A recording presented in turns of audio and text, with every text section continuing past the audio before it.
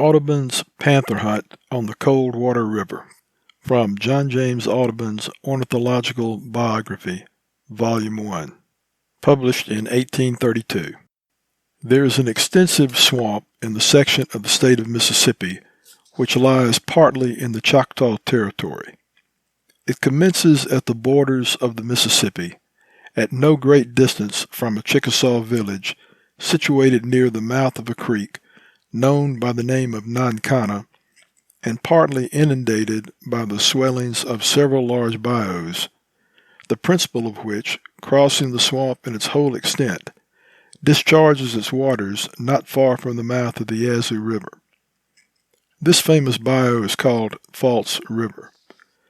The swamp of which I am speaking follows the windings of the Yazoo until the latter branches off to the northeast, and at this point forms a stream called Cold Water River, below which the Yazoo receives the draining of another bayou inclining towards the northwest and intersecting that known by the name of False River, at a short distance from the place where the latter receives the waters of the Mississippi.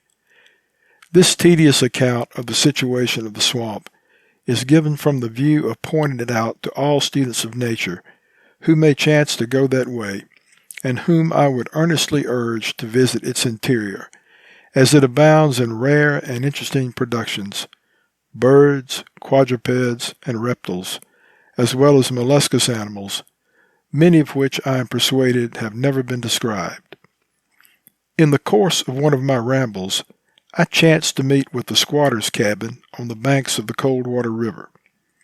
In the owner of this hut, like most of those adventurous settlers in the uncultivated tracts of our frontier districts, I found a person well versed in the chase and acquainted with the habits of some of the larger species of quadrupeds and birds.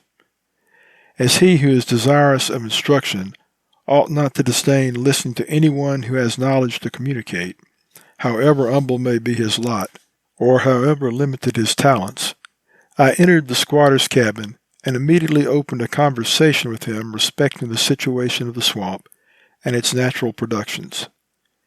He told me he thought it the very place I ought to visit, spoke of the game which it contained, and pointed to some bear and deer skins, adding that the individuals to which they had belonged formed but a small portion of the number of those animals which he had shot within it. My heart swelled with delight, and on asking if he would accompany me through the great morass and allow me to become an inmate of his humble but hospitable mansion, I was gratified to find that he cordially assented to all my proposals. So I immediately unstrapped my drawing materials, laid up my gun, and sat down to partake of the homely but wholesome fare intended for the supper of the squatter, his wife, and his 2 sons. The quietness of the evening seemed in perfect accordance with the gentle demeanor of the family. The wife and children, I more than once thought, seemed to look upon me as a strange sort of person, going about, as I told them I was, in search of birds and plants. And were I here to relate the many questions which they put to me in return for those which I addressed to them, the catalogue would occupy several pages. The husband, a native of Connecticut, had heard of the existence of such men as myself, both in our own country and abroad, and seemed greatly pleased to have me under his roof. Supper over, I asked my kind host what had induced him to remove to this wild and solitary spot. "The people are growing too numerous now to thrive in New England," was his answer.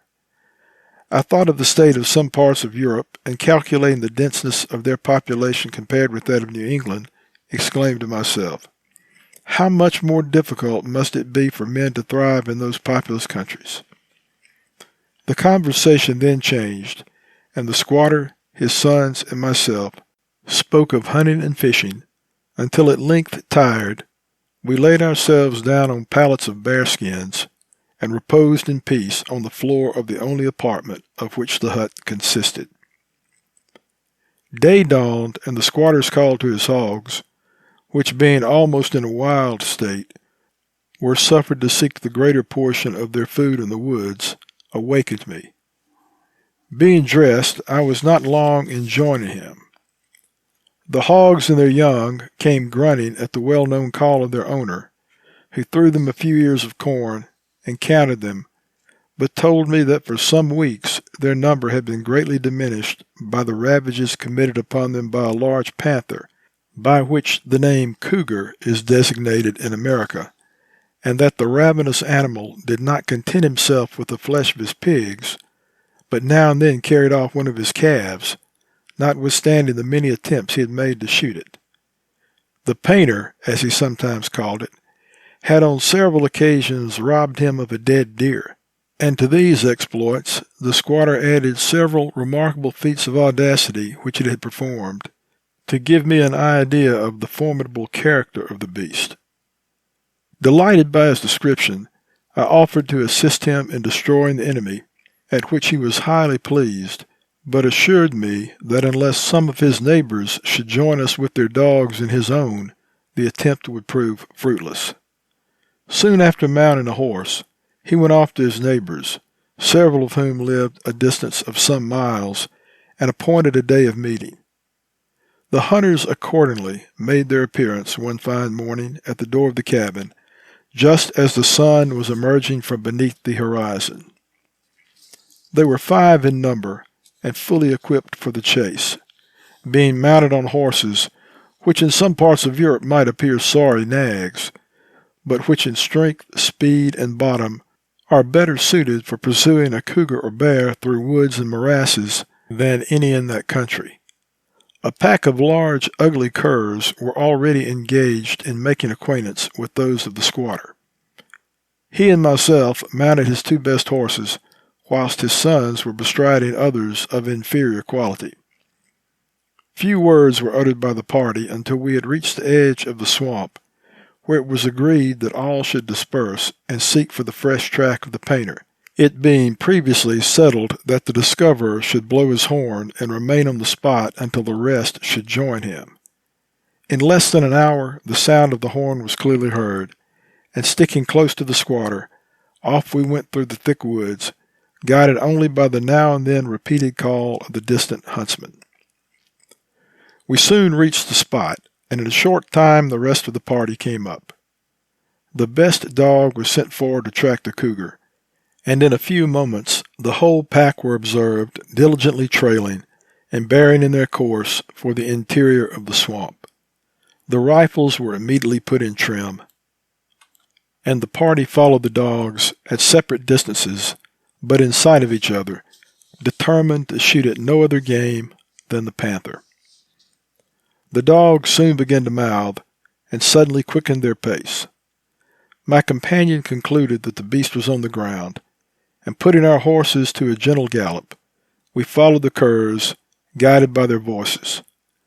The noise of the dogs increased, when all of a sudden their mode of barking became altered, and the squatter, urging me to push on, told me that the beast was treed, by which he meant that it had got upon some low branch of a large tree to rest for a few moments, and that we should not succeed in shooting him when thus situated, we might expect a long chase of it.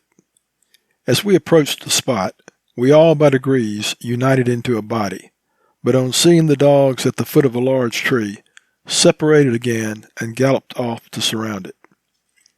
Each hunter now moved with caution, holding his gun ready and allowing the bridle to dangle on the neck of his horse as it advanced slowly towards the dogs. A shot from one of the party was heard, on which the cougar was seen to leap to the ground and bound off with such velocity as to show that he was unwilling to stand our fire longer. The dogs set off in pursuit with great eagerness and a deafening cry. The hunter who had fired came up and said that his ball had hit the monster and probably had broken one of his forelegs near the shoulder, the only place at which he could aim. A slight trail of blood was discovered on the ground, but the curs proceeded at such a rate that we merely noticed this and put spurs to our horses, which galloped on towards the center of the swamp. One bayou was crossed, then another still larger and more muddy, but the dogs were brushing forward, and as the horses began to pant at a furious rate, we judged it expedient to leave them and advance on foot. These determined hunters knew that the cougar, being wounded, would shortly ascend another tree, where in all probability he would remain for a considerable time, and that it would be easy to follow the track of the dogs. We dismounted, took off the saddles and bridles, set the bells attached to the horses' necks at liberty to jingle, hobbled the animals, and left them to shift for themselves. Now, reader, follow the group marching through the swamp, crossing muddy pools and making the best of their way over fallen trees and amongst the tangled rushes that now and then covered acres of ground. If you are a hunter yourself, all this will appear nothing to you. But if crowded assemblies of beauty and fashion, or the quiet enjoyment of your pleasure grounds alone delight you, I must mend my pen before I attempt to give you an idea of the pleasure felt on such an expedition. After marching for a couple of hours, we again heard the dogs. Each of us pressed forward, elated at the thought of terminating the career of the cougar. Some of the dogs were whining, although the greater number barked vehemently. We felt assured that the cougar was treed, and that he would rest for some time to recover from his fatigue. As we came up to the dogs, we discovered the ferocious animal flying across a large branch close to the trunk of a cottonwood tree. His broad breast lay toward us. His eyes were at one time bent on us, and again on the dogs beneath and around him. One of his forelegs hung loosely by his side, and he lay crouched, with his ears lowered close to his head, as if he thought he might remain undiscovered. 3 balls were fired at him at a given signal, on which he sprang a few feet from the branch and tumbled headlong to the ground. Attacked on all sides by the enraged curs, the infuriated cougar fought with desperate valor, but the squatter advanced in front of the party, and almost in the midst of the dogs, shot him immediately behind and beneath the left shoulder. The cougar writhed for a moment in agony, and in another lay dead. The sun was now sinking in the west. 2 of the hunters separated from the rest to procure venison, whilst the squatter's sons were ordered to make the best of their way home, to be ready to feed the hogs in the morning. The rest of the party agreed to camp on the spot. The cougar was despoiled of its skin, and its carcass left to the hungry dogs. Whilst engaged in preparing our camp, we heard the report of a gun, and soon after one of our hunters returned with a small deer. A fire was lighted, and each hunter displayed his pone of bread along with a flask of whiskey. The deer was skinned in a trice, and slices placed on sticks before the fire. These materials afforded us an excellent meal, and as the night grew darker, stories and songs went around until my companions, fatigued, laid themselves down close under the smoke of the fire, and soon fell asleep. I walked for some minutes round the camp to contemplate the beauties of that nature from which I have certainly derived my greatest pleasures.